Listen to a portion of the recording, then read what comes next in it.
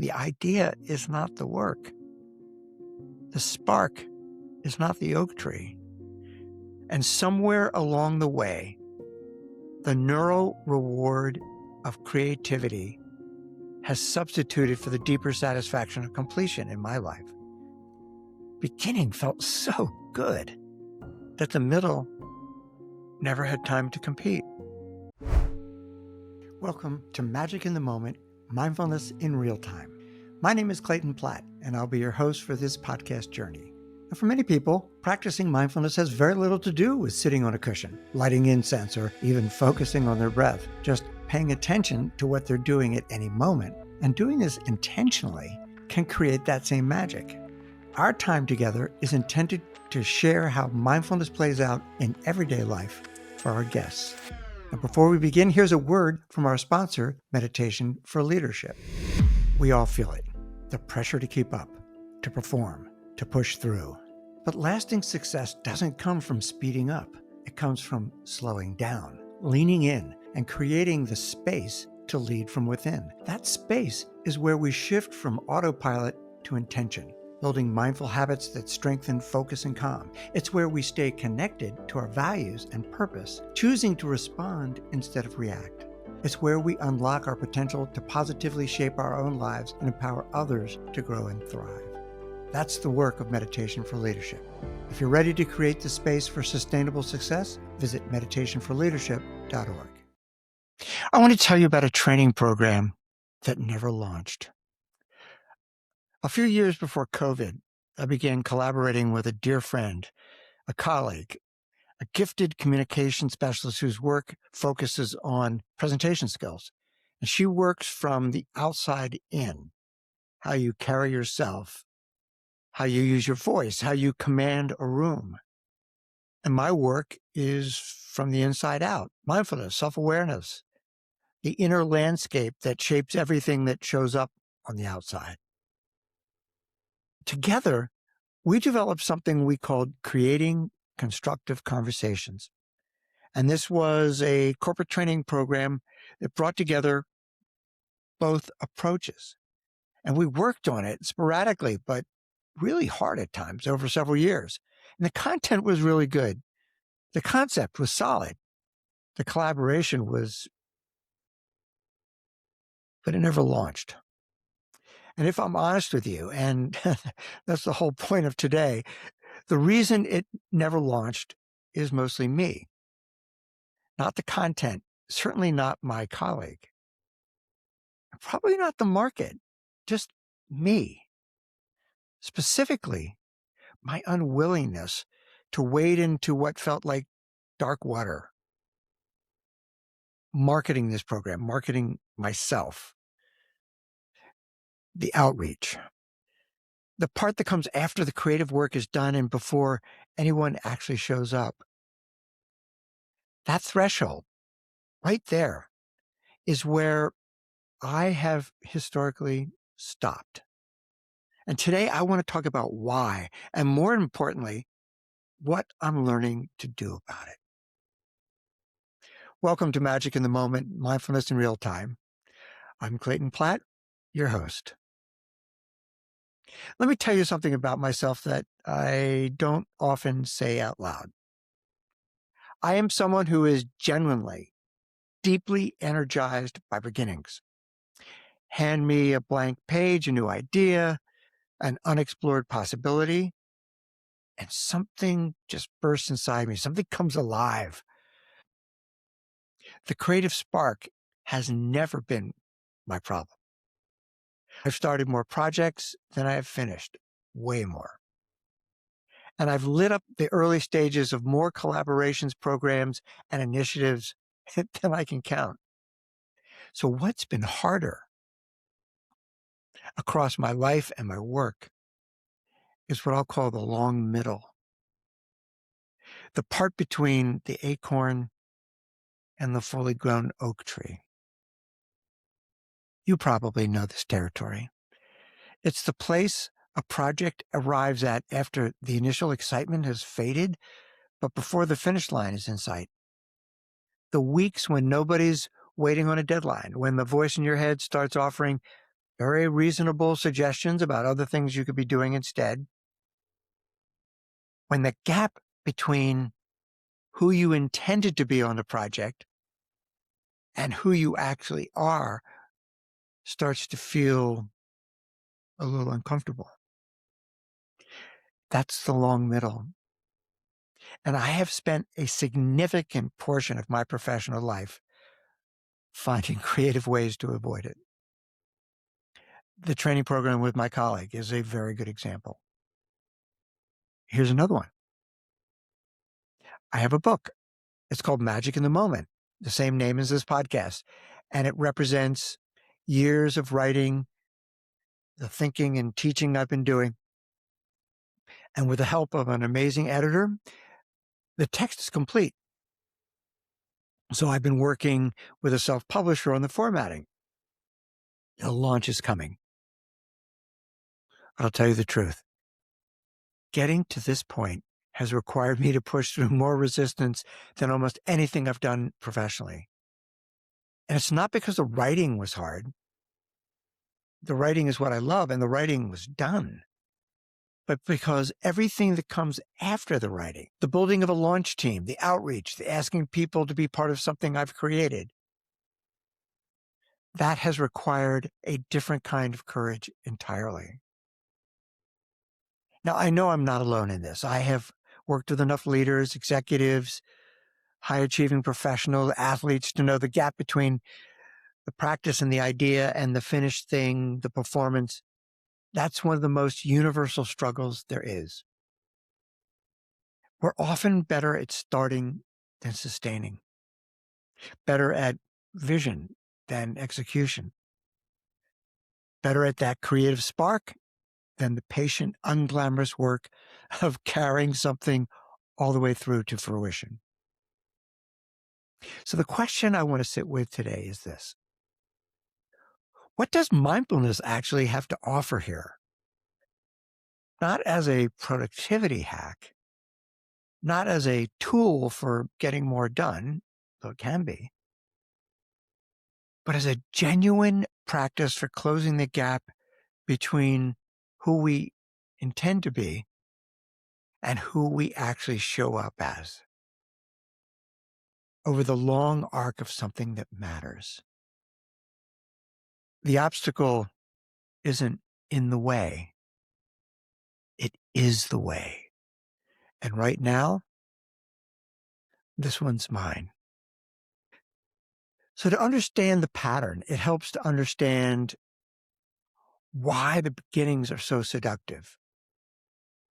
And there's nothing accidental about the pull towards new starts. The brain genuinely rewards novelty. And when we encounter a new idea, a fresh project, an unexplored possibility, there's a real neurological payoff, a felt sense of aliveness and forward motion that is its own form of satisfaction. And for those of us who are wired towards creativity, that reward can be extraordinarily potent. But here's the subtle trap. For a long time in my life, that reward was enough. The spark of a new idea felt like progress. The excitement of early collaboration felt like momentum. The clarity of a vision, freshly formed, felt like something was actually happening. But here's the thing, the idea is not the work. The spark is not the oak tree. And somewhere along the way, the neural reward of creativity has substituted for the deeper satisfaction of completion in my life. Beginning felt so good that the middle never had time to compete. In earlier chapters of my professional life, there were structures that compensated for this. Institutional accountability, colleagues with shared stakes, clients with expectations, deadlines that mattered to someone other than me. The project got finished because the context demanded it, not always because the internal motivation was sufficient on its own. But that context for me is largely gone now. I work for myself. I'm my own project manager. Whew. My own accountability structure, my own deadline. And what I've discovered, sometimes very uncomfortably, is that the internal landscape has to supply what the external one used to provide. And that brings me to the most important question that I've been sitting with lately. What makes that possible? What is the internal equivalent of an external deadline? What keeps attention on the work when the initial energy fades and no one's watching? The answer, I truly believe, is in the why. In mindfulness practice, we talk a great deal about intention. Setting an intention at the start of a meditation session, returning to it when the mind wanders, letting it orient the practice without grasping at it or forcing an outcome. The why is the kind of macro version of that. The intention that sits beneath an entire project or body of work, not just a single morning's practice. So like the breath and meditation, it's something we can return to, something that can orient us when the mind drifts, when the resistance arises, when the voice in our head suggests it might be time to start something new, more exciting. For me, the why is not abstract. It's specific, felt, and real. I've spent over 25 years accumulating something. Years of practice on the cushion, 6 silent retreats, a decade of leadership conversations with extraordinary people, Friday morning sanghas, where I've had the privilege of sitting with people through some of the hardest moments of their lives, a body of writing, this podcast, this blog, and now a book. All this represents a genuine point of view on what it means to live and lead with awareness.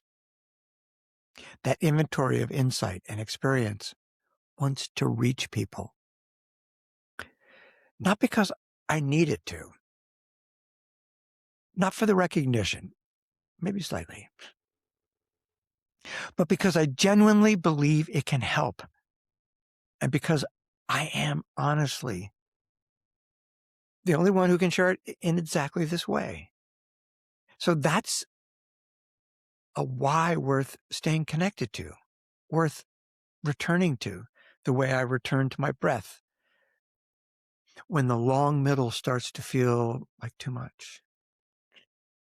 So another good friend of mine, consultant and author Kira Higgs, recently went through her own book launch.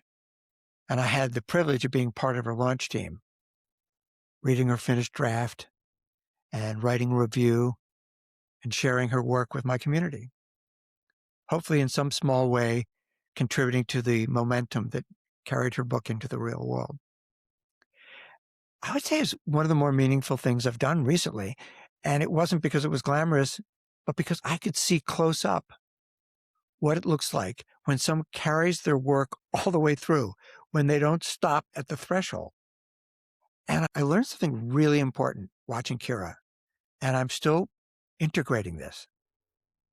The launch isn't separate from the work.